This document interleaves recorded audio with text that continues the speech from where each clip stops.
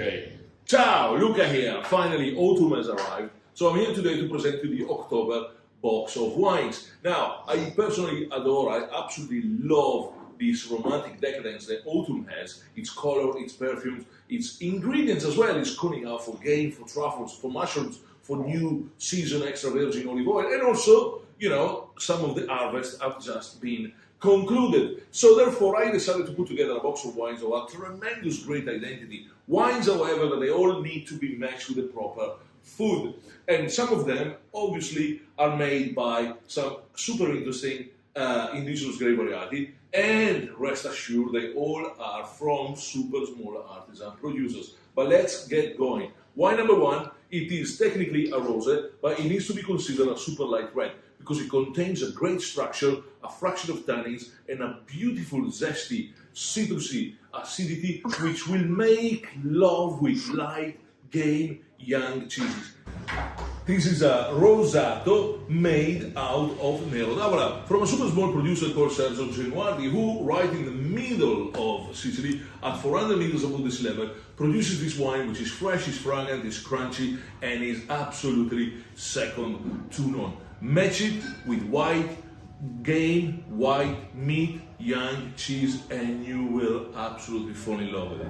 Wine number two, from the deep south of Italy, we'll move to the deep north of Italy and we'll land in Valtellina. Now here, our dear friend Marco Fai produces this wine, which is a blend of 3 grapes. The vast majority of it is made with Nebbiolo, and then it has an incursion of Syrah and Merlot, making it more juicy, more berry-driven, more interesting, and absolutely easy to drink, but with a great complexity. Now, wine number 3 will be an old school style Sangiovese from Emilia Romagna, from a little village of Modigliana. Here we have Azienda Agricola Il Pratello, who comes out with this Sangiovese cultivated at nearly 600 meters above the sea level in the most natural and organic way, and aged for 2 years in very old barrels. It is spicy, it has a hint of leathery, it's absolutely fantastic, and it's a 2014, so it has a great level of age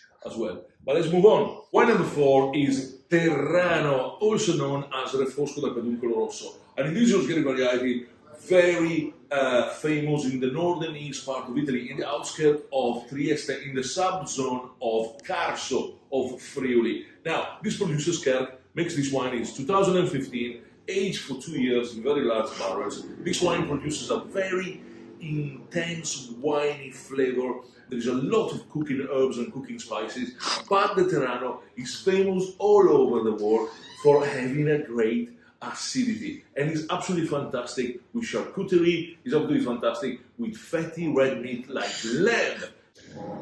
The 5th wine of the October box is Arundo from a small winery called Meridio. This winery is run and managed and masterminded by Angelo Di Grazia, who in the little village of Chiaramonte Gulfi produces this stunning wine with Alicante, originally a Spanish grape variety, but which finds its perfect and even better terroir in Sicily. This wine is an explosion. It whacks you with small black berries, cassis, tea infusions, and small berry spices. But again, like the Terran, is a wine with a hint of oak and also a great level of acidity on the aftertaste, which will help your taste bud to cleanse from some fatty food, like big ribs of lamb, like big ribs of beef, and so on and so on. Dulcis in Fundo, wine number 6 of the October box. It is a Pinot Noir Rivale. Yes, you heard me perfectly well, Pinot Noir. Now you might wonder, what the hell does have Pinot Noir to do with Italy? Well, very little, in fact, but this is a very unique Pinot Noir, and it comes from the deep south of Italy.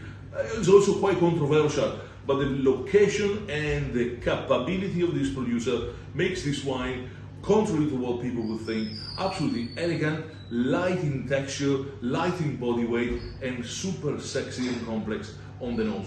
This is a wine which hits only 12.5% in alcohol, is completely organic, and the production doesn't exceed 3,500 bottles. This is a wine that you could start an evening with. This is a wine that I would drink even as an aperitif, as well as with charcuterie and light red meat dishes. On the nose, it's very frank. On the nose, it shows this leathery, gentle, spicy, and sort of like a burnt orange skin perfume. And this is a wine that I absolutely recommend to drink with some of your best friends. Now, this is the box of October. I think is one of the best that I've chosen so far. You have some indigenous grape varieties, you have some blends, but you have some wines with really, really strong identity.